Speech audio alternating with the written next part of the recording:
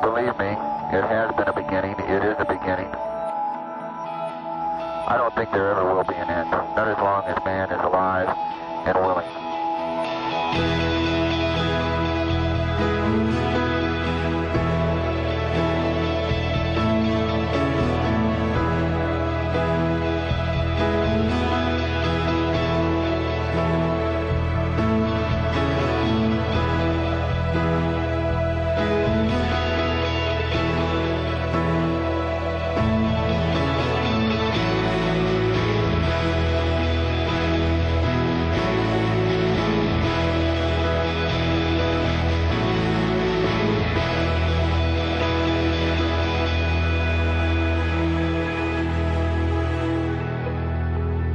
Constellation is NASA's program to return humans to exploring beyond low Earth orbit.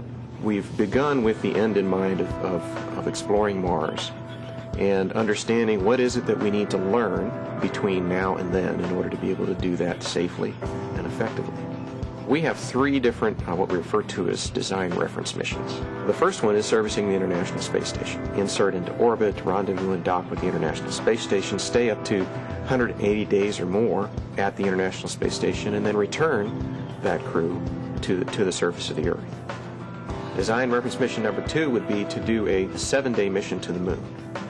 Design reference mission number 3 is sort of a combination of those first two, because we're doing essentially the same functions that are in the space station mission and in the lunar 7-day mission, but now we're having crews stay on the lunar surface for up to 6 months at a lunar outpost. We have a very rich heritage of human and robotic exploration of the solar system. The extent of our reach was the Moon in generations past. With humans, Constellation is about reaching beyond that point ultimately.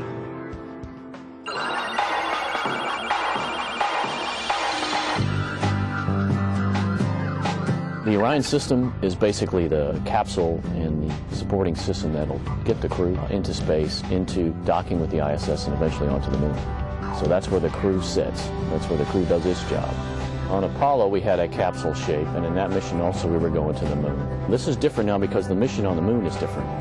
We're now going global access on the Moon, meaning we want to be able to go to the poles where we might find the ice and those kind of things, which will help us sustain ourselves there longer.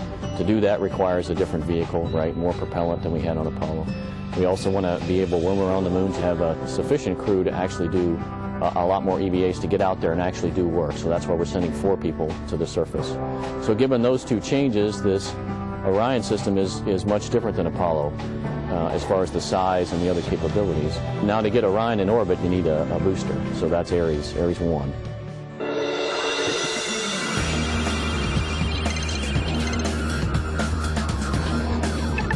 The Ares 1 is what we call the crew launch vehicle.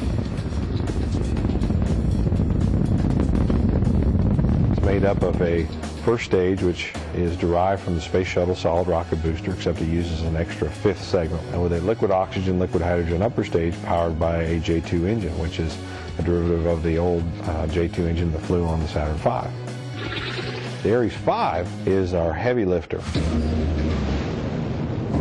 This vehicle can lift 6 times the cargo anything on this planet can lift today. It's got the same solid rocket booster surrounding a liquid oxygen, liquid hydrogen core stage, which is double the size of the external tank today. And it has an upper stage as well. We call it an Earth departure stage. That does 2 things. One, it takes the lander into low Earth orbit. Then after that docks with the Orion, which is what the Ares 1 takes to orbit, it does one final burn and injects the stack on its way to the Moon.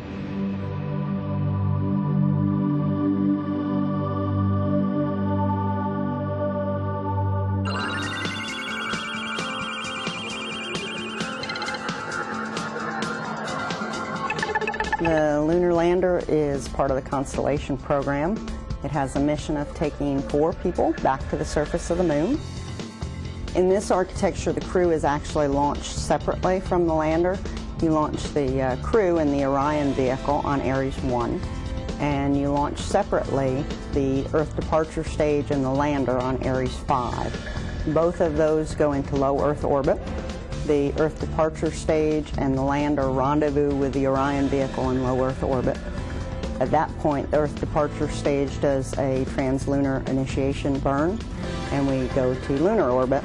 You drop the EDS stage along the way, and you end up in lunar orbit with the lander and the Orion vehicle. At that point, they separate. The lander goes down to the surface of the moon. We leave the descent stage on the surface of the moon when our mission is done, and only the ascent stage returns to orbit. We re-rendezvous with the Orion vehicle, and then we expend the ascent stage. We have 3 different missions. We have one mission which is the sortie mission, and it takes 4 people to the surface of the moon for 7 days. They actually live out of the lander in that mission. We have a second reference mission, which is an outpost mission, and in that mission, the lander takes the crew to the surface of the moon, but the crew then lives out of the outpost. In that mission, the lander actually sits dormant for approximately 6 months. The third mission is the cargo mission. That is an uncrewed mission. It's an automated lander, and that's what you would use to bring heavy cargo to the surface of the moon.